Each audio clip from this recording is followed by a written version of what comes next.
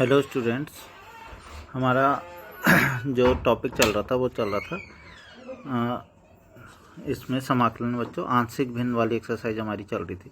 तो हमने जो अभी कल देखा था, इससे पहले आंशिक भिन्न में हमने कुछ रूप देखे थे ना बच्चों। तो उसमें मैंने मेनली तुम्हें 3 टाइप के रूप बताए थे, ठीक है ना। वैसे तो टोटल ये 5 थे, लेकिन मेनली 3 टाइप के हैं, कुछ मिक्स करके हो गए। एक तो है कि सिंगल फैक्टर हो, तो ए अपॉन प्लस बी अपॉन करके लिख देते हैं, ठीक है ना। ए अपॉन पहला फैक्टर, बी अपॉन दूसरा फैक्टर। दूसरा मैंने बताया था अगर इसका होल स्क्वायर वाला हो तो ए अपॉन एक्स माइनस ए। होल स्क्वायर मतलब ए की फैक्टर 2 बार है, मतलब एक्स माइनस ए गुणा एक्स माइनस ए, ऐसे है तो उसे एक्स माइनस ए का होल स्क्वायर लिखते हैं उसे।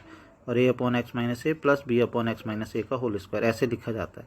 उसे ऐसे नहीं लिखते कि A upon x minus A plus B upon x minus A, ऐसे नहीं लिखते। एक बार सिंगल लिखते हैं, एक बार स्क्वायर करके लिखते हैं, ठीक है। दूसरा रूप ये था, ये रूप तो यही वाला है, ठीक है।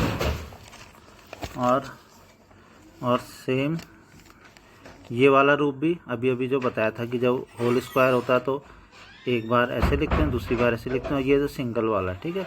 और ये था बच्चों तीसरा वाला रूप। तो कल मैंने जो तुम्हें क्वेश्चंस बताए थे, ठीक है ना, जो भी कल मैंने कराए थे तुम्हें यह होमवर्क करने के लिए दिया था, तो वो अभी तक ये इन 2 रूपों पे ही था, ठीक है ना। इस तरीके वाला रूप, ठीक है ना, और एक ये होल स्क्वायर वाला रूप, ठीक है। इसके क्वेश्चंस मैंने नहीं कराए थे, ठीक है। कौन से वाले?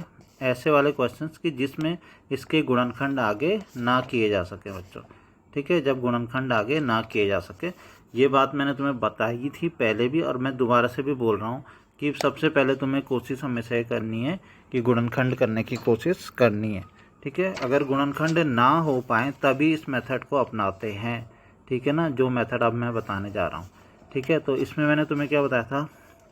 मेथड तो मैंने बता दिया था, क्वेश्चन नहीं कराए थे, ठीक है। मेथड मैंने तुम्हें क्या बताया था? जब x square plus B x plus C होता है तो तब क्या करते हैं? तब आता है यहाँ पे बी एक्स प्लस सी बटे ये करते हैं, ठीक है ना। अभी था ए बटे बी बटे सी बटे, ऐसा आ रहा था। इस बार थोड़ा सा चेंज तुम्हें दिख रहा है, ठीक है ना। बी एक्स प्लस सी इसलिए कि ए तो ऑलरेडी इसके लिए आ चुका। मान लो ये ना होता, ये होता ही नहीं, तब तुम लिखते ए एक्स प्लस बी, ठीक है ना। तो इस तरीके से इसको लिखा जाता है, जिसमें क्या हो, एक्स स्क्वायर में हो और जिसके गुणनखंड आगे ना किए जा सकें, ठीक है। तो अब इस पे आधारित भी एक क्वेश्चन देख लेते हैं। तो हमारे तीनों टाइप के क्वेश्चंस फिर हो जाएंगे, उसके बाद हम आगे और क्वेश्चंस देखेंगे। बच्चों फटाफट से क्वेश्चंस देखते हैं। इसमें मुझे जो तुम्हें बताने का मेन मकसद है बस यही है कि इसमें किस फॉर्म में से लिखा जाता है। बाकी जब कैलकुलेशंस वगैरह हैं, ए का मान निकालना, बी का मान निकालना और इन गुणांकों की तुलना करना, समीकरणों को हल करना, ये सब पहले बताया जा चुका। तो इसमें बहुत ज़्यादा मैं डिटेल में नहीं बताऊँगा, ठीक है। हालाँकि मैंने सॉल्यूशन कर रखा है, लेकिन मैं केवल जो मेन चीज़ है इसमें बच्चों देखो, मेन इसमें सबसे पहले हम क्या देखते हैं?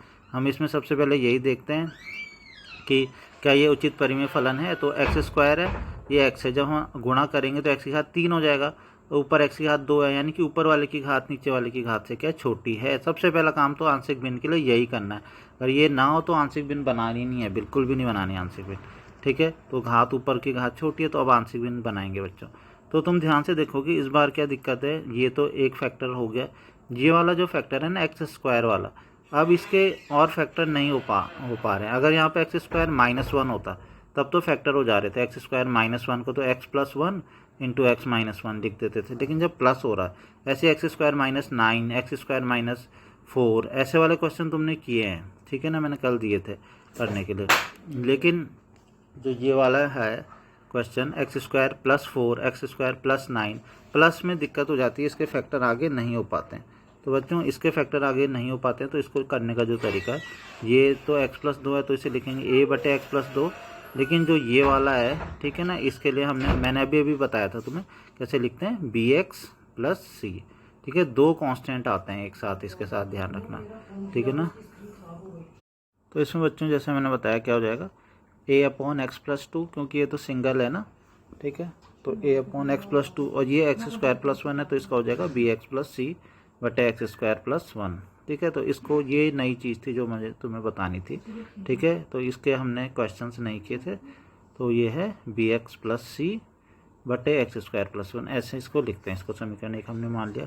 और हम ABC की वैल्यू निकालेंगे, उसके लिए वही मेथड है बच्चों, एलसीएम लेना है। ये वाला एलसीएम लेंगे ना, एक्स स्क्वायर +1 की ए से मल्टीप्लाई होगी, एक्स + 2 की गुणा इससे हो जाएगी, ठीक है। अंदर हम मल्टीप्लाई वगैरह करने के बाद एक्स स्क्वायर का गुणांक ये हो गया, एक्स का ये हो गया, तो हम तुलना कर लेंगे। एक्स स्क्वायर का गुणांक यहाँ पे कितना है, कुछ नहीं लिखा हुआ ना, एक्स स्क्वायर गुणा कितना है तो 1 होता है। जब एक्स स्क्वायर यहाँ होता ही नहीं, दिखाई नहीं देता, तब तो उस केस में एक्स स्क्वायर का गुणांक 0 होता है। ठीक है, फिर से समझ लो इस बात को, कोई इसमें कन्फ्यूज मत हो जाना। मान लो यहाँ पे एक्स स्क्वायर होता ही नहीं, खाली x+1 लिखा होता है, तब तो उस केस में एक्स स्क्वायर का गुणांक 0 होता। ठीक है, एक्स स्क्वायर यहाँ पे है लेकिन यहाँ पे गुणा में उसके कुछ नहीं लिखा हुआ, इसका मतलब है कि उसका गुणांक कितना होगा, 1 होगा। इसका मतलब उसकी गुणा 1 से हो रखी है, 1 गुणा एक्स स्क्वायर। ठीक है, तो अब a + b की वैल्यू 1 हो जाएगी। ऐसे ही बच्चों हम x के गुणांक की तुलना करेंगे, x का गुणांक यहाँ 1 है, सेम वही जो जैसे मैंने अभी बताया था, तो 2b + c की वैल्यू 1 हो जाएगी। और ऐसे ही अचर पद कितना है, a + 2c है और उसकी वैल्यू कितनी हो जाएगी, 1। तो ऐसे बच्चों ये 3 समीकरण मिल जाएंगे और ये 3 समीकरणों को हल करना तो तुम्हें आता ही होगा। ईजीली इनको हल करके हम ए बी सी की वैल्यू निकाल देंगे। छोटी छोटी समीकरण है, जैसे मैंने किया तुम ऐसे भी कर सकते हो। ठीक है, तुम अपने मेथड लगा के भी, मतलब तुम हो सकता है तुम किसी दूसरी समीकरण को पहले हल करो, तो ये कितने भी तरीक़ों से ये हो सकता है। ठीक है, तो ये इजीली तुम इसको तुम कर लोगे। तो ये बच्चों ए बी सी निकल गई। ठीक है, ये सब वही पुराना मेथड है, सब कुछ जैसे निकालते थे हम, समीकरण हल करते थे। अब हम जैसे ही हमारा ये आएगा तो हम वैल्यूज़ बच्चों पुट कर देंगे। ए बी सी आ गया तो समीकरण 1 थी, वहाँ पे ए की वैल्यू 3/5, ठीक है ना, बी की वैल्यू 2/5 और सी की वैल्यू 1/5। देखो इस बार वैल्यूज़ कुछ इस तरीके से आई है, देखो फिर से देख लेते हैं। यहाँ पे हमने रखी ए की वैल्यू रखी, ठीक है ना, तो 3/5 x + 2। जब बी की वैल्यू रखी ना तो मैंने यहीं पे लिख दी ऊपर पे, और सी की वैल्यू यहाँ पे लिख दी ऊपर पे, बटे में थी, तो इस तरीके से तुम्हें थोड़ा अलग सा दिख रहा होगा। ठीक है, तो बी की वैल्यू मैंने यहाँ पे रख दी, सी की वैल्यू ये, इस तरीके से हो गया। अब हमें एक तरीके से इसका समाकलन करना है ना, तो अब हम इनको लिख देंगे। ठीक है बच्चों, तो इसमें हम ध्यान से देखेंगे अब आगे कैसे करना है। ये तो ठीक है, चलो ठीक है। यहाँ पे तुम्हें क्या करना है, जो x² + 1 है ना, इस वाले के नीचे इसको अलग से लिखना है और 1/5 के नीचे से अलग से लिखना है। तो जब हम इस वाले के नीचे से लिखेंगे तो कितना हो जाएगा, 2x बटे इसको लिखेंगे ना, और ये 5 तो इसके साथ ही आ जाएगा। ठीक है, ऐसे ही 1/5 के साथ जब इसको लिखेंगे कितना आएगा, 1/5 और x² + 1। इतना समझ में आ गया होगा ना। इसके बाद अलग अलग करके हम इसका समाकलन कर लेंगे, इसका 3/5 और ये इसमें इस तरीके से और इसमें इस तरीके से। तुम इसमें देखोगे मैंने इसमें 1/5 बाहर ले लिया, 3/5 बाहर ले लिया, इसमें मैंने 2/5 पूरा बाहर नहीं लिया, खाली 1/5 लिया और 2 को मैंने अंदर ही रख दिया। क्यों किया होगा मैंने ऐसा इसलिए किया कि हम इस वाले को तो कैसे हल करेंगे, तुम्हें पता है, ये मैंने बोला था कि मतलब बहुत ज़्यादा हमें टी वगैरह मानने की ज़रूरत नहीं, सीधा ये किसका होता है, log mod x + 2। ठीक है, ये क्या है, ये फार्मूला तुम्हें याद आ रहा होगा, सीधा सीधा ये tan इनवर्स x का तो फार्मूला होता है। tan इनवर्स x का जब अवकलन करते थे 1/1 + x² होता था, तो इसका समाकलन कितना हो जाएगा, tan इनवर्स x। तो ये भी हमको पता है, ये हमें log x + 2 पता है। अब ये वाले को हम देखेंगे, तो ये वाले में बच्चों अगर हम x² + 1 को क्या मान लें, t, तो x² का अवकलन करेंगे तो कितना होगा, 2x। तो इसीलिए वो 2x को लाने के लिए हमने इसको 2 को यहीं पे लिख दिया। अगर बाई चांस तुम इस 2 को इधर लिख भी देते ना तो भी कोई दिक्कत थोड़ी होती है, तब x dx = 2 नीचे चला जाता है। ठीक है, तो कोई ऐसी दिक्कत नहीं थी। ठीक है, तो कुल मिला के ये बीच वाला क्या होगा, x² + 1 को t मान के होगा। ठीक है, तो हम जैसे इसको t मानेंगे तो बच्चों का जाएगा ये 1/t आ जाएगा। ठीक है, इसका समाकलन पता है तुम्हें, log mod x + 1, 1/t का भी log mod t, और इसका tan इनवर्स x। t की वैल्यू यहाँ पे रख देंगे, तो ये क्वेश्चन इजीली हो गया।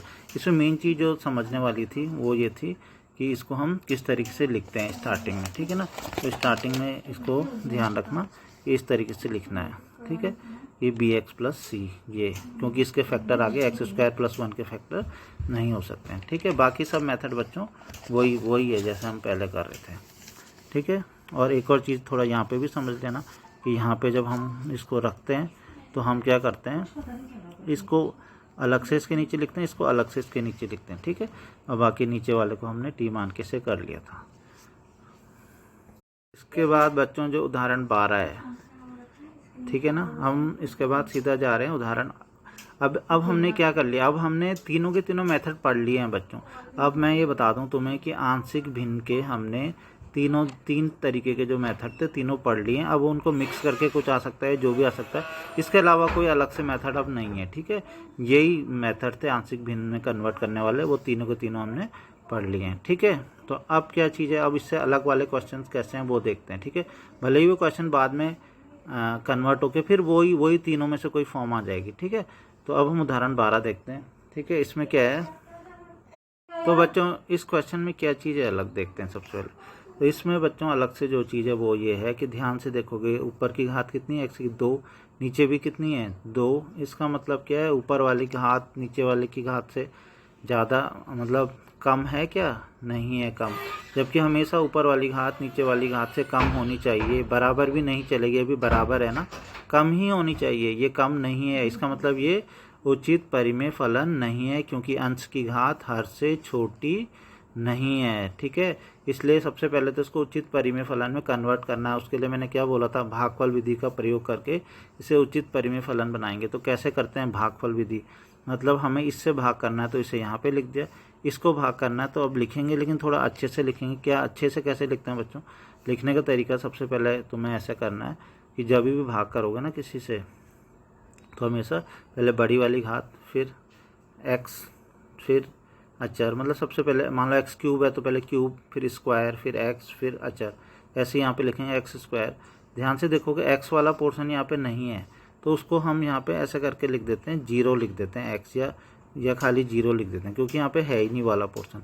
उसके बाद मैंने x1 लिखा, या 0x लिखना चाहते हो तो 0x भी, क्योंकि x वाला है ही नहीं ना यहाँ पे, तो मैंने ऐसे लिखा है, ठीक है, ताकि तुम्हें अच्छे से कैलकुलेशन करने में कोई दिक्कत ना हो, ठीक है। अब भाग कैसे करते हैं बच्चों, भाग करने का तरीका ये होता है कि हम जो इसका जो पहला वाला है ना, ये पहला वाला और ये इसका पहला वाला, तो भाग करने का तरीका ये होता है कि इसके पहले वाले को इसके पहले वाले से भाग करते हैं। मतलब ये वाला जो एक्स स्क्वायर है, ठीक है ना, ये वाला जो एक्स स्क्वायर है, ठीक है, ये एक्स स्क्वायर है, इसको बटे इस वाला एक्स स्क्वायर से भाग करके देखते हैं तो कितना आ रहा है, 1 आ रहा है ना। तो हम यहाँ पे सीधा सीधा कितना लिख देते हैं, 1 आया समझ में। मान लो यहाँ पे 5x स्क्वायर होता, तब तुम क्या करते, तब तुम करते 5x स्क्वायर, यहाँ पे 5x स्क्वायर होता बटे एक्स स्क्वायर, तो तब कितना आता 5, तब तुम यहाँ पे 5 लिखते, ठीक है। तो ऐसे भाग किया जाता है, ठीक है। पहले की क्लासेस में तुमने पढ़ा होगा वैसे तो, जहाँ तक मेरा ख्याल है।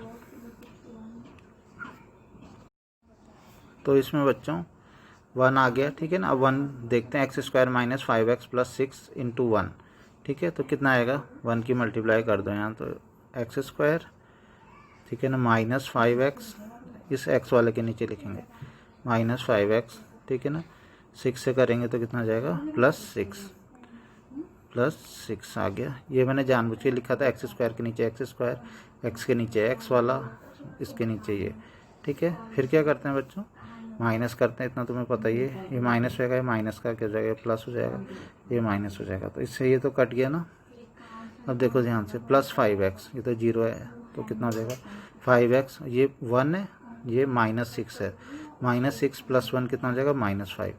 तो बच्चों देखो बस ये हमारा हो गया। इसके बाद तो हम भाग नहीं कर सकते आगे, क्योंकि अब इसकी घात कम हो गई है, ये एक्स स्क्वायर है, ये एक्स है, ठीक है ना, घात कम हो चुकी है, बस इससे ज़्यादा हम भाग नहीं कर सकते, ये फिनिश हो गया, ठीक है। इसके बाद अब तुम्हें पता होगा, अब हम इसको किस रूप में लिख लेंगे, अब इसको हम इस रूप में लिखेंगे। देखो कैसे, ये कुछ इस तरीके से हो गया बच्चों, जैसे मान लो हम 5 को भाग करते हैं 2 से, ठीक है ना। ये तुमने मिश्रित भिन्न कुछ पढ़ा होगा, ठीक है, 5 को 2 से भाग करना। तो 5 को अगर हम भाग करेंगे 2 से, ठीक है ना, तो ऐसे लिखते हैं ना, 2 एकम 2, और नीचे कितना बचता है 3। तो इस वाले को हम कैसे लिखते हैं, ठीक है बच्चों, कैसे लिखते हैं इसको कुछ ऐसे ही तो लिखते हैं कि 5/2 को अब हम कैसे लिख सकते हैं, 5/2 को लिख सकते हैं, ये जो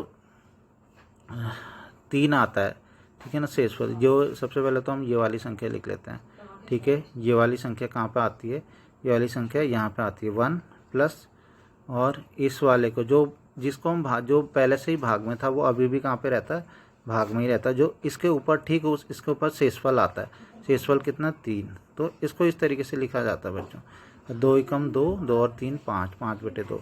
तो यहाँ पे तुम लिखोगे क्या, शेषफल, ठीक है ना, यहाँ पे शेष लिखोगे ये वाली चीज़, ठीक है ना। नीचे पे बटे पे वही लिखते हैं जो बटे में पहले से ही रहता है, और यहाँ पे ये वाली चीज़ यहाँ पे आती है। तो सेम बच्चों मैंने यहाँ पे अगर मैं इसे करता हूँ, ठीक है, ये मैंने तुम्हें समझाने के लिए बोला था। यहाँ पे मैं इसे लिखता हूँ, तो मैं इसे कैसे लिखूँगा, x square plus 1 upon x square minus 5x plus 6, ठीक है ना। इसको जैसे ही हमने भाग किया तो ये इस तरीके से मिला। ये ऊपर वाला जो है उसको हम यहाँ पे लिखते हैं, फिर प्लस लिखते हैं, जो नीचे था मतलब बटे में जो था उसको हम अभी भी बटे में ही लिखेंगे, और जो शेषफल आया उसको ऊपर लिखते हैं, शेषफल बटे जिससे भाग करते हैं। अब इस तरीके से बच्चों यहाँ पे इसको लिख देंगे। तो जैसे ही हमने किया क्यों, ठीक है ना, ऐसा करने से हमें ये बेनिफिट हो। तो ध्यान से देखोगे, अब ये उचित परिमेय फलन में बदल गया है, देखो ये बदल गया। अब नीचे का हाथ एक्स स्क्वायर है और ऊपर घात कितनी है, एक्स है। इसका मतलब है कि ऊपर वाले की घात नीचे वाले की घात से कम हो गई, यही तो हम करना चाहते थे।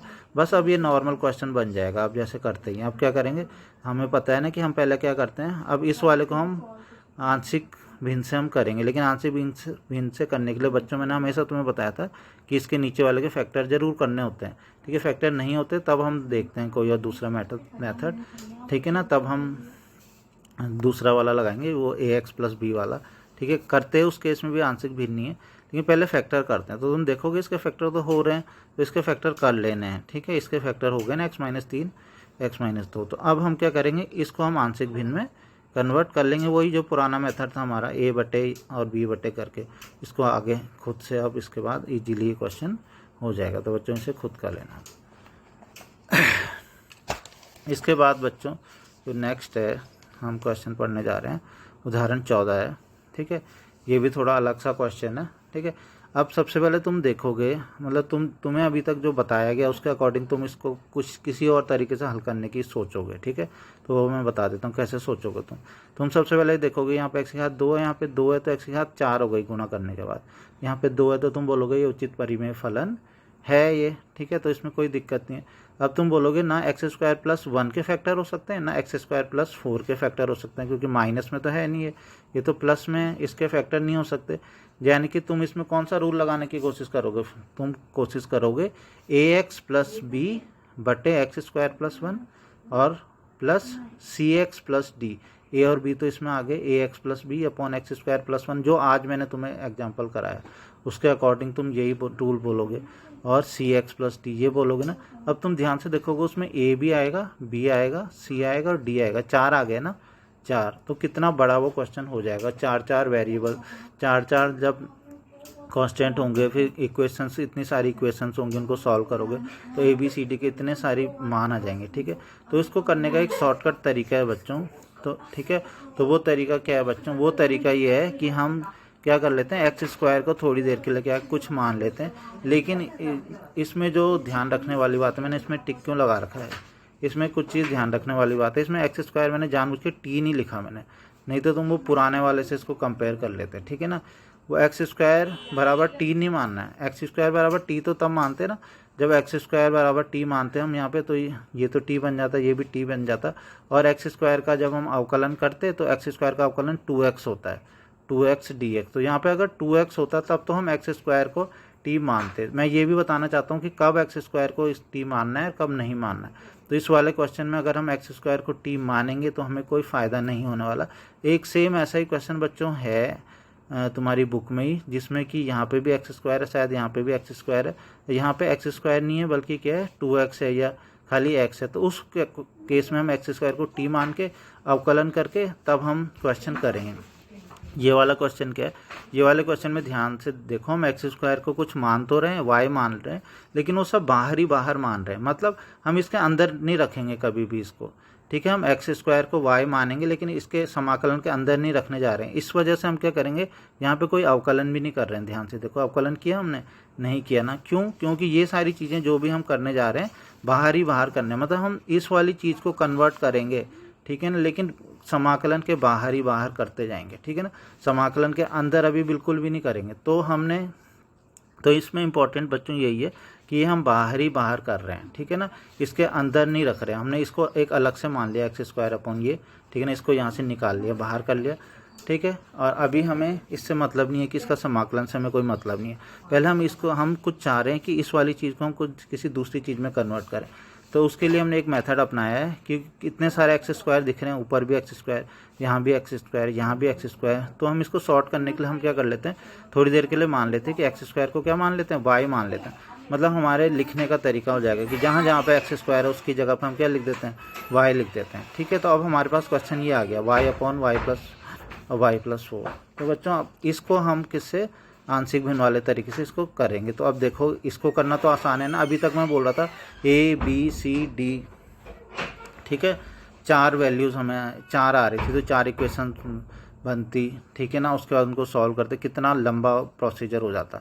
लेकिन अब देखो इसको जब तुम करोगे तो a/y+1 प्लस b/y+1, ठीक है। तो इसको जो भी हम गुणांक y के गुणांक की तुलना अचर की गुणा करके a और b की वैल्यू निकालेंगे तो बहुत ईजीली ये हो जाएगा। ठीक है, ए बी में ही देखो तुम्हें इतना टाइम लग रहा है तो लगा लो ए बी सी डी में कितना लगता है। ठीक है, तो जैसे ही हमने क्या किया, अब यहाँ पे वैल्यू ये रख दी y/y+1, ये आ गया यहाँ पे।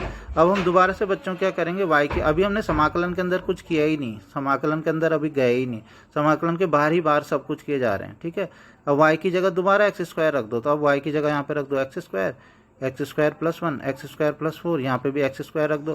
तो इस तरीके से ये दोबारा से हमारे पास ये कन्वर्ट होके बच्चों आ जाएगा। ठीक है, तो ये आ गया, क्या हो गया, ध्यान से देखो, दोबारा से y बराबर एक्स स्क्वायर रख दो। तो ये हमारा कुल मिला के ये चीज़ थी जो इस रूप में कन्वर्ट हो गई है। ठीक है, तो ये हम इस तरीके से करेंगे। तो फिर समझ लो क्या करना है, हमें बाहर ही बाहर क्या करना है, एक्स स्क्वायर की जगह थोड़ी देर के लिए क्या मान लेना, y, उसमें आंशिक भिन्न लगा के, ठीक है ना, उसे करना है दोबारा से वापस लास्ट में फिर से y की जगह पे फिर से एक्स स्क्वायर रख देना। तो अब हमें ये मिल गया। ठीक है, तो हम इसका समाकलन करना चाह रहे थे ना इसकी जगह, लेकिन हमने इसको बना लिया है, तो अब हम ये वैल्यूज़ यहाँ पे रखेंगे। और इसका समाकलन करना तो बच्चों बहुत आसान है। ये x²+1 किसका होता है, tan इनवर्स x का, और ये 1/x² + a² का फॉर्मूला है। तो विशेष प्रकार के जो हमने समाकलन 6 समाकलन पढ़े थे उनमें से एक है ये।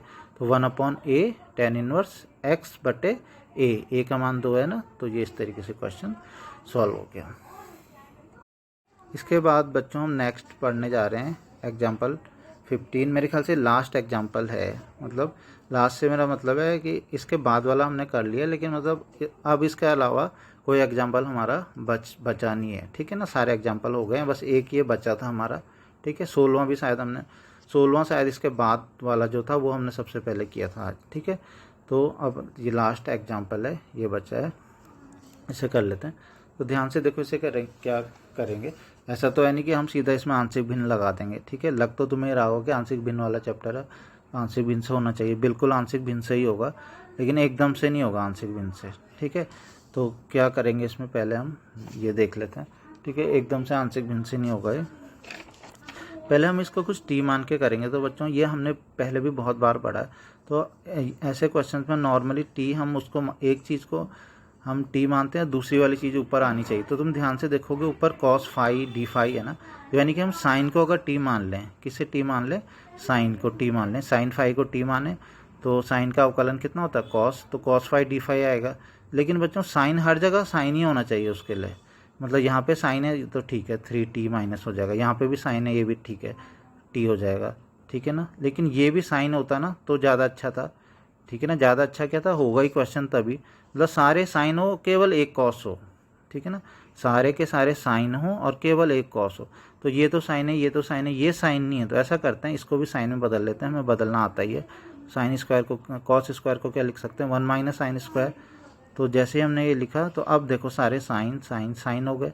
तो अब बच्चों हम क्या करेंगे, अब हम साइन फाई को टी मान लेंगे। तो साइन फाई का अवकलन करो, कॉस फाई डी टी हो गया। तो ये कॉस फाई डी फाई, इसकी जगह तो क्या लिख देंगे, डी टी लिख देंगे, इतने की जगह डी टी आएगा, यहाँ पे हम टी की वैल्यू रख देंगे। तो बच्चों जब टी की वैल्यू हम रखेंगे, ठीक है, टी की वैल्यू हम रखेंगे तो इस तरीके से आ गया है।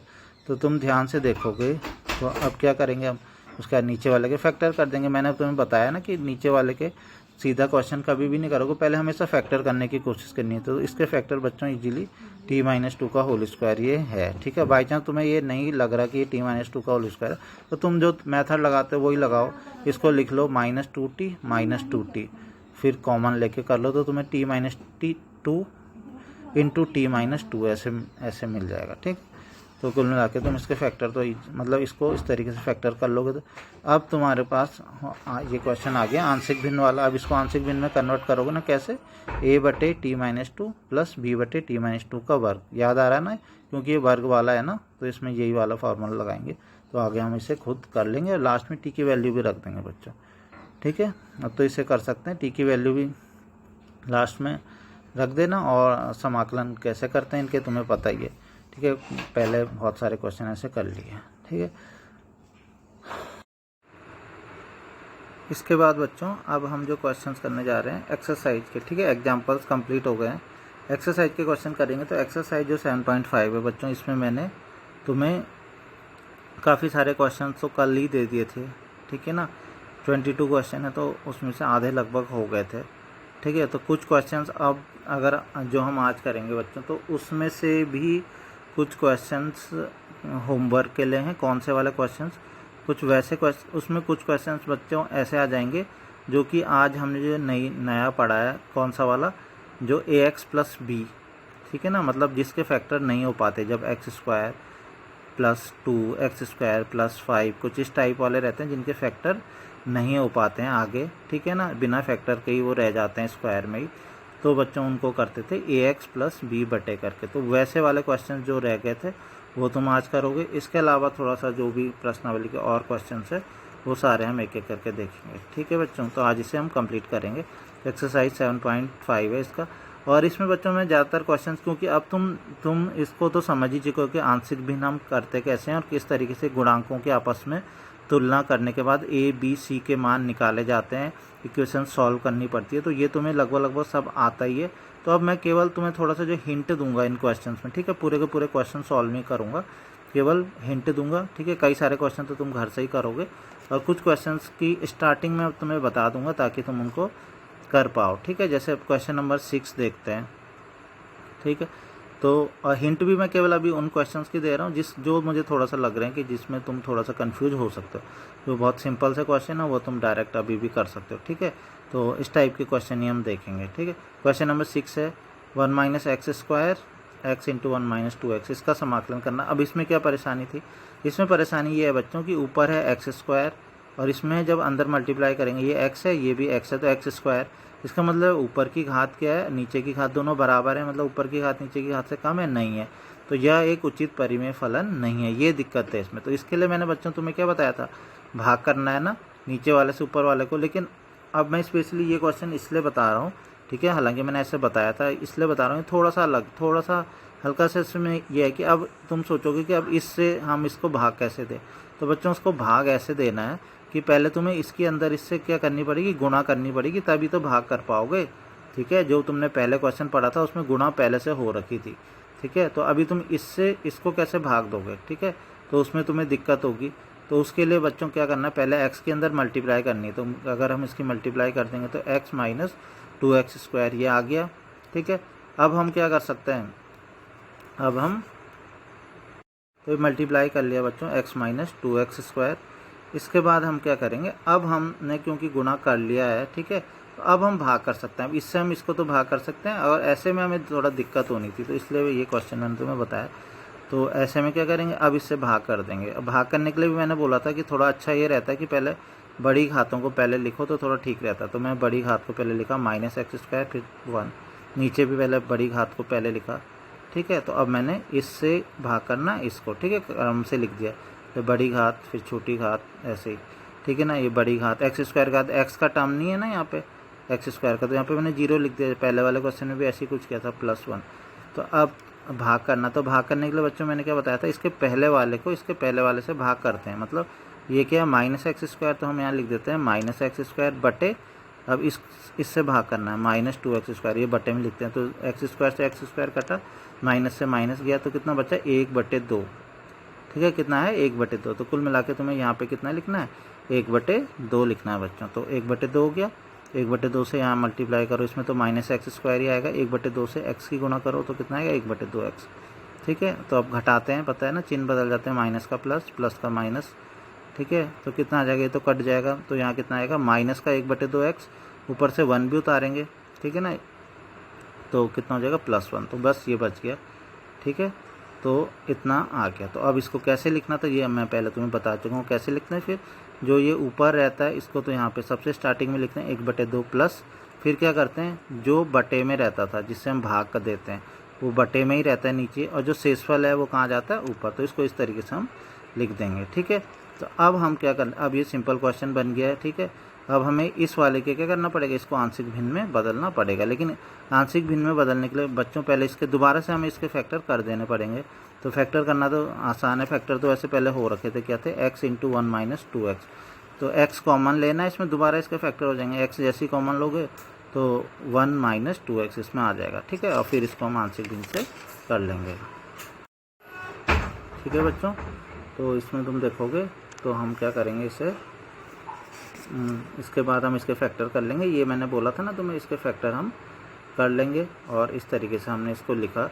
अब क्योंकि उचित परिमेय फलन में भी अब ये हट गया, उचित परिमेय फलन में बन गया, सॉरी उचित परिमेय फलन बन गया है ये अब, ठीक है ना, कि नीचे घात 2 है ऊपर घात 1 है, ठीक है। तो ये इस तरीके से ये हमने लिख दिया, ठीक है। ये नीचे फैक्टर, बस अब इस वाले के हम क्या करेंगे, इस वाले को हम किस में कर लेंगे कन्वर्ट, इस वाले को हम कर लेंगे आंशिक भिन्न में बदल लेंगे, ठीक है। इस वाले को लिखेंगे a/x + b/, क्योंकि सिंगल फैक्टर है ना बच्चों, ये सिंगल फैक्टर है, ये भी सिंगल फैक्टर है। ऐसा तो है नहीं कि स्क्वायर है, होल स्क्वायर भी नहीं है, यहाँ अंदर भी स्क्वायर नहीं है। तो नॉर्मल यही वाला रूल लगेगा, a/x + b/1 - x, ठीक है। आगे हम इसके बाद इसको आराम से खुद कर सकते हैं बच्चों, ठीक है। इसको आप खुद कर लेना। इसके बाद बच्चों तो इसकी हिंट मैंने तुम्हें दे दी एक तरीके से, मैंने यही बोला था मैं ज़्यादातर क्वेश्चन की हिंट तुम्हें दूंगा, बाकी क्वेश्चन बिल्कुल उसी तरीके से होंगे जैसे तुम कर ही रहे हो, ABC गुणांकों की तुलना वगैरह करके इक्वेशंस बना के, ठीक है। क्वेश्चन नंबर 9 है बच्चों। तो इसमें हम देखेंगे तो इसमें क्या चीज़ है, इसमें है कि ऊपर घात 1 है, नीचे घात कितनी है 3 है। तो उचित परिमेय फलन तो ये है, तो इसमें तो कोई दिक्कत नहीं। इसके बाद नेक्स्ट क्या होता है बच्चों, नेक्स्ट ये होता है कि हमको क्या बनाने होते हैं, नीचे मैंने बताया था ना फैक्टर करने होते हैं। तो ये क्वेश्चन मैंने केवल इसलिए कराया है कि ये क्योंकि घात 3 में था, तो अगर इसके फैक्टर करने में तुम्हें प्रॉब्लम हो कहीं, ठीक है, तो इसलिए मैंने ये क्वेश्चन कराया। तो इसके फैक्टर करना बस खाली मैं यहाँ पे करा रहा हूँ। तो क्या करना है तुम्हें बच्चों, इसका फैक्टर वैसे x³ का एक मेथड होता है x³ वाले क्वेश्चन को करने का, ठीक है ना। ऐसे ही हमेशा ऐसे ही नहीं होते जैसे ये क्वेश्चन हो, लेकिन ये क्योंकि एक आसान क्वेश्चन था फैक्टर करने के लिए, तो इसके फैक्टर ईजिली हो रहे हैं। हर एक क्वेश्चन में ऐसे नहीं होता है, x³ वालों का ये कोई रूल नहीं है जो जिससे मैं करा रहा हूँ, ठीक है। लेकिन ये एक आसान क्वेश्चन बन गया है बहुत ज़्यादा, तो इसलिए हो रहा है। नहीं तो वो हिट एंड ट्राई वाला मेथड होता है, x = 1 2 3 रख के देखते हैं, फिर एक फैक्टर आता है, फिर भाग करते हैं, ठीक है। फिर स्क्वायर वाले हमें बहुपद मिलता है, फिर उसके गुणनखंड करते हैं। काफ़ी लंबा मेथड है ये क्यूब वाले का तुम्हें गुणनखंड करने के लिए, ठीक है। लेकिन क्या हो रहा है, अभी कुछ इसमें ऐसी कंडीशन लग रही है कि ये बहुत आसानी से हो रहा है, ठीक है। कैसे हो रहा है आसानी से, ध्यान से देखो। इसमें अगर हम शुरुआत के 2 है ना बच्चों, इसमें कुछ कॉमन ले ले तो क्या कॉमन आ रहा है, देखो ध्यान से। इसमें कॉमन आ रहा है x², तो हम इसमें x² कॉमन ले लेंगे ये शुरुआत के 2 में, ठीक है। कितना बचा है x - 1। अब लास्ट के इसमें भी हम कुछ ऐसी चीज़ कॉमन ले लेते हैं कि x - 1 ही आ जाए। तो क्या कॉमन ले लें इसमें हम, -1 अगर कॉमन ले लें तो क्या होगा, इसके चिन्ह बदल जाएंगे, ये x+ का बन जाएगा, 1 - का बन जाएगा, ठीक है। तो अब क्या होगा, x - 1 क्या हो गया, कॉमन आ गया, ठीक है। तो x - 1 क्या आ जाएगा, इसमें कॉमन आ जाएगा, तो कितना बच जाएगा, x² - 1 और इंटू x - 1, ठीक है। x - 1 कॉमन आया तो बचा x² - 1, ठीक है। तो अब ये इजीली हो जाएगा। और उसके बाद हम x² - 1 के फैक्टर कर सकते हैं, ठीक है। सीधा इसमें ax + b मत लगाने लग जाना, ये मैंने तुम्हें कई बार बता दिया। पहले इसके फैक्टर करने, मान लो ये x² + 1 होता तो इसके फैक्टर हो ही नहीं पाते आगे, x² + 1 होता तो इसके फैक्टर ही नहीं हो पाते, तब हम आंशिक भिन्न में इसको ax + b लिखते, ठीक है ना, ax + b/x² + 1। लेकिन जब x² - 1 है, इसके फैक्टर हो सकते हैं। x² - 1 का मतलब क्या हुआ, x² - 1 का भी स्क्वायर हो गया, तो x + 1 x - 1, ये फार्मूला तो लग जाएगा, x a² - b² का फार्मूला, तो a + 1 a - 1 ये फार्मूला लगाया, ठीक है। तो हो गया। अभी भी बच्चों नहीं हुआ, ध्यान से देखो जरा। अगर तुम सोचो कि हाँ अब तो हो चुका, अब हम इसको आंशिक भिन्न से करते हैं, a/x + 1 + b/x - 1 + c/x - 1, तो गलत हो जाएगा तुम्हारा क्वेश्चन। क्यों, तुम ध्यान से देखोगे 2 फैक्टर एक जैसे हो गए, ठीक है, 2 फैक्टर, ये भी x-1 है, ये भी x-1 है, तो इसको कैसे लिखेंगे बच्चों, इसको लिखते हैं हमेशा x-1 का होल स्क्वायर। ठीक है, तो अब आगे हम इसको अब इजीली हम इसको कर सकते हैं। कैसे करेंगे इसे, a/x+1, मैंने आगे लिखा नहीं है, a/x+1, ठीक है ना, प्लस अब इस वाले को करना है। ठीक है, इसका तो हो गया a/x+1, इस वाले को क्या करेंगे, इसको करेंगे b/x-1 प्लस c/x-1 का वर्ग। ठीक है, इस वाले का करना आता है ना। ठीक है, इस वाले का तो सिंपल है a/, करके, लेकिन इस वाले के लिए एक बार सिंगल लेंगे b/x-1, दूसरी बार c/x-1 का स्क्वायर लेके इसको हम इजीली कर लेंगे बच्चों।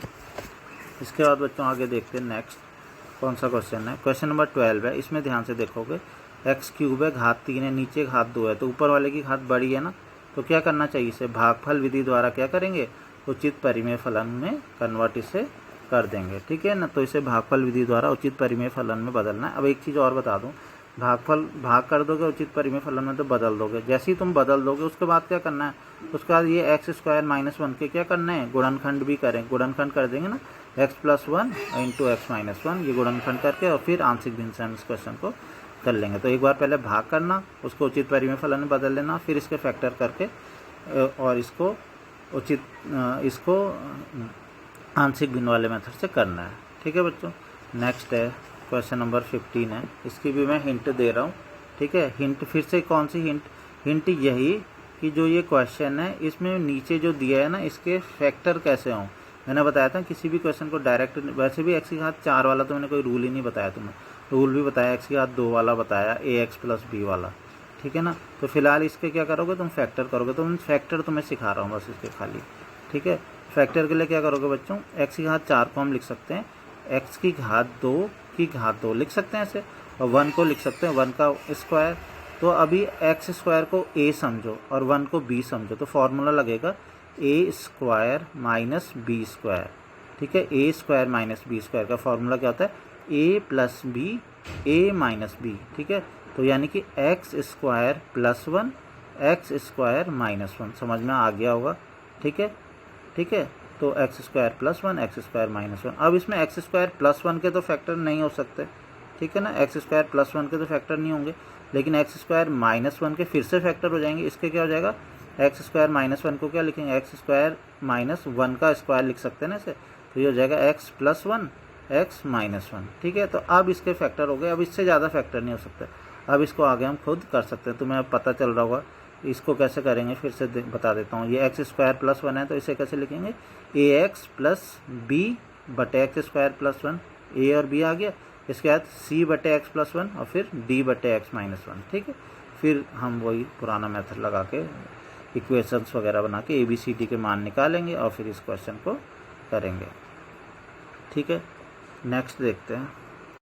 नेक्स्ट बच्चों क्वेश्चन नंबर 16 है, प्रश्न नंबर 16 है। ठीक है ना, तो ये जो है इसको थोड़ा सा तुमको ध्यान रखना है कि इस टाइप के क्वेश्चन अगर आएंगे, ऐसे 2 क्वेश्चन है बच्चों तुम्हारे इसमें।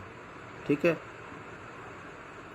तो इसका भी मैं बता रहा हूँ। अब ये कौन सा वाला टाइप है, ये टाइप कुछ ऐसा है कि ये कुछ इस टाइप का टाइप है कि इसमें ऐसे रहते हैं क्वेश्चन, कैसे, मतलब 1/, ठीक है ना, यहाँ पे x रहेगा, यहाँ पे मान लो कुछ घात रहेगी, मान लो x³ 3 + 1। ठीक है, या 1/x, यहाँ पे x³ 2 + 1।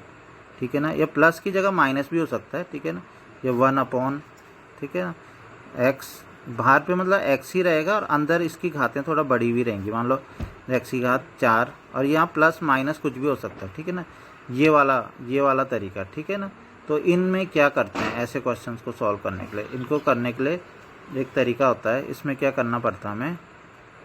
ठीक है, x³ 5 - 1 कर लिख देता हूँ मान लो। ठीक है, तो इनको करने का तरीका देखो, ये फॉर्म पहले समझ गए क्या है, इसमें सब में क्या है, बाहर पे x है और अंदर x की कुछ घातें हैं। ठीक है ना, प्लस माइनस फिर कुछ है आगे पे।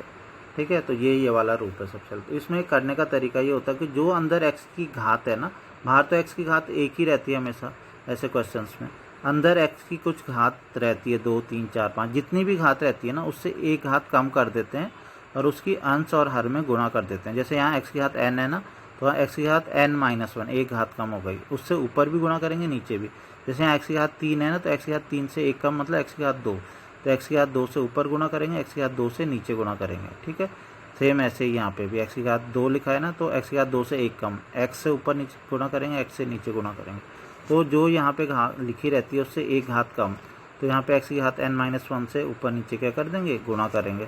तो जैसे ही तुम ऐसा करोगे तो क्या होगा, नीचे वाली ये घातें गुणा में घातें क्या हो जाती हैं, जुड़ जाती है ना, तो हम क्या करेंगे n-1 + 1, तो कितना आ जाएगा, n आ जाएगा ना। तो हमेशा यही वाली घात बन जाती है, हम इसीलिए जानबूझ के ऐसा करते हैं ताकि जो अंदर घात है ना वही वाली घात यहाँ भी बन जाए बाहर, ठीक है। तो जैसे ही हम इसके एक कम घात से ऊपर नीचे गुणा करते हैं, बाहर वाली घात भी इतनी बन जाती है जितनी ये है। इसके बाद हम क्या करते हैं, जो ये चीज़ है जो एक जैसी बनी है इसको हम क्या मान लेते हैं, t मानते हैं, ठीक है। जैसे इसको t मानेंगे इसका समाकलन करेंगे nx n-1 dx, समाकलन करते ही हमको ये भी मिल जाता है फिर, और हमेशा मिलेगा ही मिलेगा, ठीक है ना, क्योंकि एक घात हमेशा अवकलन जैसी करेंगे इसका nx n-1, तो एक घात कम होती है ना, तो हमें ऊपर वाला ज़रूर मिलेगा। तो x n-1 x dx बराबर कितना हो जाएगा, dt/n। तो अब बच्चों हम क्या करेंगे, वैल्यू रख देंगे, x की घात n की वैल्यू हम रखेंगे t, यहाँ पे भी t+1 हो जाएगा, और यहाँ पे इसकी वैल्यू कितनी आ जाएगी, dt/n आ जाएगी, ठीक है। इसके बाद हम करेंगे, तो ये वैल्यूज हमने रख दी यहाँ पे, ठीक है। तो अब तुम्हें दिख रहा होगा, अब तो ये सिंपल क्वेश्चन, n तो क्या है, कांस्टेंट है एक तरीके का, n को तो बाहर लिख लो, ये तो 2 3 4 संख्या की तरह। अब इस वाले के तुमने क्या करना है, आंशिक भिन्न में बदलना है, a/t और b/t+1, बस सिंपल है, लास्ट में a और b की वैल्यूज। अब तुम्हें क्या करना है, जैसे तुम करते ही गुणांकों की तुलना करके, t के गुणांक की तुलना करके, ठीक है, और अचर पद की तुलना करके, और उसके बाद बच्चों क्या करना है, वैल्यूज़ वगैरह पुट करके और इसमें रख देना। लास्ट में ध्यान रखना t की वैल्यू ज़रूर रख देना, ठीक है। नेक्स्ट है बच्चों प्रश्न नंबर 18 है। प्रश्न नंबर 18, इसका समाकलन करना है, इसका x² + 1 x² + 2 x² + 3 x² + 4, ठीक है ना, इसका करना समाकलन। ये थोड़ा जो क्वेश्चन है उदाहरण 19 की तरह है, ठीक है, 19 की तरह। क्या बताया था उदाहरण 19 में, उदाहरण 19 में मैंने बताया था कि इसको बाहर ही बाहर x² को थोड़ी देर के लिए क्या मान लेंगे, y, x² को y मानेंगे, फिर इसको थोड़ा सॉल्व करके वापस y की जगह पे दोबारा से x² रख देंगे। लेकिन उसकी तरह तो है, लेकिन उसकी तरह उतना छोटा नहीं है जितना वो था, ठीक है ना, ये थोड़ा ज़्यादा बड़ा है, ठीक है। लेकिन हम इसको अगर y ना माने तो ये और बड़ा हो जाएगा, ठीक है। तो अभी तुम्हें एक चीज़ भी लग रही होगी इसमें कि क्या, कि x² है, x की घात 4 हो गई, यहाँ भी x की घात 4, तो तुम्हें लग रहा होगा उचित परिमेय फलन भी ये नहीं है, तो ये भी बिल्कुल सही है कि उचित परिमेय फलन नहीं है, तो वो वाली चीज़ भी हम करेंगे। तो देखो क्या करना है इसमें सबसे पहले क्या करना है, जैसा मैंने बोला x² को y मान लेना, तो तुम जैसे x² को y मानोगे तुमने रख दिया। इसके बाद तुम्हें क्या करना है, तुमने देखा कि ये उचित परिमेय फलन नहीं है ना, क्योंकि y² है, यहाँ भी y², तो उसके लिए अब तुम्हें क्या करना पड़ेगा, ध्यान से सुनो, पहले इनके अंदर आपस में क्या करनी पड़ेगी, गुणा करनी पड़ेगी, ठीक है। गुणा करी इतना आया, ऐसे इसकी गुणा इससे करोगे तो इतना आया। अब इसको क्योंकि ये उचित परिमेय फलन नहीं है, यह उचित परिमेय फलन नहीं है, तो इससे इसको क्या करेंगे, भाग विधि द्वारा उचित परिमेय फलन में बदलेंगे, ठीक है। और उसके बाद तब इस क्वेश्चन को बच्चों करेंगे, फिर वैसे ही क्वेश्चन ये हो जाएगा जैसे कौन सा वाला क्वेश्चन था, उदाहरण 19 की तरह ये हो जाएगा, ठीक है। तो कुल मिला के इसको पहले तुम्हें क्या करना है, उचित परिमेय फलन में बदलना है, ठीक है। हाँ, भाग कैसे करना वो मैंने तुम्हें बता रखा, बस एक सिंगल भाग होता है एक बारी में, बस उसके बाद आ जाता है वो, ठीक है। नेक्स्ट है क्वेश्चन नंबर 19 है, ये आसान क्वेश्चन है, लेकिन ये मैंने इसलिए बताया है कि कहीं कि तुम कंफ्यूज ना हो जाओ x² वाले कर करके। लेकिन ये वाली बात मैंने तुम्हें पहले भी बता दी थी जब उदाहरण आ ही रहा था, तो उदाहरण 19 था जो, ठीक है, जिसकी बात मैं अभी कर रहा था, उदाहरण 19 की तरह करेंगे। तो उदाहरण 19 था, तो उस टाइम पे जब मैं तुम्हें समझा रहा था तो मैंने तुम्हें ये बता दिया था कि ठीक एक ऐसा क्वेश्चन इसमें भी है, प्रश्नावली में है, तो वो क्वेश्चन ये है, क्वेश्चन नंबर 19, ठीक है। अब इसमें और उसमें क्या फ़र्क है, देखो उसमें ऊपर भी x² था, ठीक है ना, उसको अलग से y मान के किया था, लेकिन इस वाले को नहीं करेंगे। इसमें बच्चों क्या करेंगे, x² को क्या मानेंगे, t मान के करेंगे, और फिर अवकलन भी करेंगे। तो ये अलग इसलिए क्योंकि हम नीचे वाले को जिसको t माना है उसका अवकलन करके ऊपर वाला आ रहा है। तो अगर हम x² को t माने तो क्या होगा, इसका अवकलन करो 2x dx dt आ गया ना, तो यहाँ आ गया dt। तो अब तो ये बच्चों क्वेश्चन बहुत आराम से ये क्वेश्चन हो जाएगा, ठीक है। ये मैंने तुम्हें बताया भी था, क्या हो जाएगा फिर 1/t+1 t+3, बस 1/t+1 और t+3, उसको आंशिक भिन्न में बदलो और क्वेश्चन को करो। ठीक है, क्वेश्चन नंबर 20 है बच्चों। ये क्वेश्चन किसके बताया था अभी पहले, थोड़ी देर पहले क्या बोला था, ये वही वाली फॉर्म है ना जो मैंने अभी बताई थी। तो इसमें क्या करते हैं बच्चों, जो अंदर होता है ना x⁴, ये इसकी एक घात कम कर देते हैं, 4 की एक घात कम करो x⁴, तो x⁴ से ऊपर नीचे क्या करते हैं, गुणा करते हैं। तो x⁴ से हम ऊपर नीचे जैसे ही गुणा करेंगे तो इसे कौन से क्वेश्चन की तरह, जो अभी मैंने x⁴n वाला कराया था उसी की तरह बच्चों से करेंगे। तो बच्चों अब इसमें बस ये लास्ट क्वेश्चन मैं बता रहा हूँ, ठीक है ना। क्वेश्चन नंबर 21 है। अगर तुम बुक में इसमें देखोगे तो इसमें हिंट लिख रखी है, इस क्वेश्चन की हिंट लिख रखी है। क्या हिंट लिख रखी है, इसमें लिखा है कि e⁻x को क्या मानो, t। तो पहले मैं उसी से बता देता हूँ। e⁻x को अगर हम t माने, ठीक है, तो क्या होगा, e⁻x को अगर t माने तो e⁻x इसका अवकलन करो तो कितना हो जाएगा, e⁻x dx बराबर dt। अब दिक्कत क्या है, दिक्कत ये है कि अगर तुम यहाँ e⁻x का मान t रख दोगे तब तो ठीक है, t-1, लेकिन dx का मान रखोगे तो dt/e⁻x आ रहा है, ठीक है। तो तुम्हें तो पूरी चीज़ t में ही कन्वर्ट करनी होती है ना, यहाँ पे t में कन्वर्ट नहीं हो पा रही। ध्यान से सुनो फिर क्या बोलना चाह रहा हूँ मैं कह रहा हूँ e⁻x है, इसका मान तुमने यहाँ t रख दिया, t-1 हो गया। और जब हमने यहाँ से d⁻x का मान निकाला तो वो निकला dt/e⁻x। तो जब यहाँ पे रखोगे ना तो dt/e⁻x आएगा। तो फिर x में तो आंसर आना ही नहीं चाहिए ना। तो इसका मतलब है जो ये e⁻x है ना, इसको भी हमको ध्यान रखना, कन्वर्ट करना पड़ेगा, इसका मान हमें रखना पड़ेगा, e⁻x का मान कितना रखना पड़ेगा, t रखना पड़ेगा। ये इसमें इंपॉर्टेंट चीज़ है, ठीक है। तो इस e⁻x का मान दोबारा से तुम्हें t रखना पड़ेगा। अब जैसे ही तुमने रखा, अब तुम रख सकते हो यहाँ पे वैल्यू, e⁻x की वैल्यू तो रख दी t-1 और dx की वैल्यू रख दी dt/t। तो अब देखो बच्चों क्या क्वेश्चन आ गया है, अब तो ये आंशिक भिन्न वाला ही हो गया, ठीक है। इसको हम कैसे करेंगे, a/t-1 प्लस b/t-1। तो इसको खुद से अब तुम आगे कर सकते हो आंशिक भिन्न की तरह, ठीक है। इस वाले क्वेश्चन की मैं वैकल्पिक विधि बता रहा हूँ, ठीक है ना। इस वाले क्वेश्चन की अभी मैंने ये इसलिए बताया कि जो चैप्टर चल रहा है दरअसल ये आंशिक भिन्न का चैप्टर चल रहा है ना, तो इस वजह से सारे क्वेश्चन आंशिक भिन्न से ही हो रहे हैं। लेकिन इसको करने का एक दूसरा तरीका भी है, तो क्योंकि और ये है बिना आंशिक भिन्न वाला तरीका, क्योंकि एग्जाम में ऐसा तो लिखा हुआ आएगा नहीं इसमें कि आंशिक भिन्न से करना है या नहीं करना है, ठीक है। इस तरीके से तो आता नहीं है, ठीक है। तो अगर आएगा भी तो ऐसे कर लेना, अगर लिखा हुआ आएगा वैसे नॉर्मली नहीं आता, ठीक है। तो इसका एक दूसरा शॉर्टकट मेथड भी है, वो क्या है, देखो इस तरीके से ये है क्वेश्चन। तो इसमें क्या करेंगे बच्चों, अगर हम e⁻x को क्या ले लें, कॉमन ले लें नीचे पे। तो मैंने तुम्हें बताया था कॉमन का मतलब एक तरीके से भाग करना भी होता है। e⁻x को अगर हम नीचे कॉमन लेंगे, ठीक है, तो यहाँ पे तो कितना आ जाएगा, 1 हो जाएगा। और यहाँ पे कितना हो जाएगा, यहाँ पे कॉमन तो आएगा नहीं, तो 1/e⁻x होगा ना। तो 1/e⁻x कितना होता है, e⁻x, ठीक है। अब हम क्या करेंगे, इस e⁻x को ऊपर ले जाएंगे तो कितना हो जाएगा, e⁻x। तो अब ये क्वेश्चन बहुत इजीली हो जाएगा बच्चों। अब क्या करेंगे, हम नीचे वाले को क्या मान लेंगे, नीचे जो चीज़ लिखी है उसको क्या मान लेंगे, t मान लेंगे।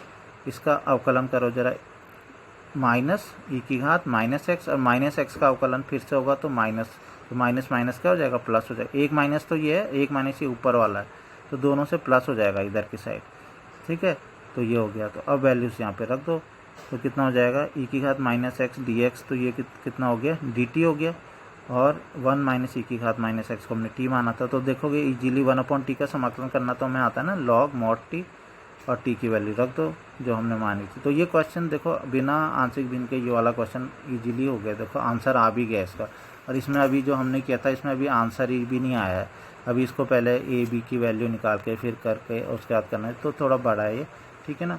बाकी जो क्वेश्चन सारे आंशिक भिन्न से ही तुम करोगे, ठीक है ना। ये भी मैंने बता दिया, इसको भी कर लेना आंशिक भिन्न से।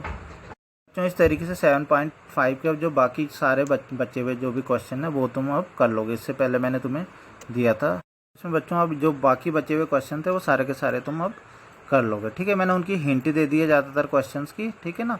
और कुछ क्वेश्चन जो मैंने हिंट नहीं दी होगी तो वो क्वेश्चन सिंपल रहे होंगे, जो जिनकी हिंट नहीं दी। जैसे क्वेश्चन नंबर 7 है, तो इसे कैसे करना है, जो मैंने आज तुम्हें सबसे पहला क्वेश्चन कराया था। तो ax + b/x² + 1 और प्लस c/x-1, ठीक है। ax + b/x² + 1, क्योंकि इसके फैक्टर आगे नहीं हो सकते x² + 1 के, ठीक है। ऐसे ही बच्चों आज मैंने इनके सबके हिंट दे दी है ज़्यादातर के क्वेश्चन के। मैंने ये जैसे क्वेश्चन है इसकी हिंट इसलिए नहीं दी, ये भी सिंपल वाला a/1 - x प्लस इसके फैक्टर हो सकते हैं नहीं, तो इसे लिखेंगे bx + c/1 + x², ठीक है। और बाकी लगभग मैंने आगे क्वेश्चंस की हिंट लगभग आगे दे दी है। ठीक है, ये वाला क्वेश्चन भी दे दिया। हाँ ठीक है, तो ये सब अब करने हैं। ठीक है, ये वाला क्वेश्चन सबसे लास्ट वाला क्वेश्चन, ये वाला क्वेश्चन भी आज जो हमने कराया है। ठीक है, इसकी भी मैंने हिंट नहीं दी, इसीलिए नहीं दी, क्यों, इसी ये भी ऐसे होगा a/x प्लस इसके फैक्टर नहीं हो सकते ना x² + 1 के, तो लिखेंगे bx + c/x² + 1। ठीक है, अब तो सबके बारे में बता दिया। ठीक है, तो अब इस एक्सरसाइज को कंप्लीट सब के सब कर लेंगे।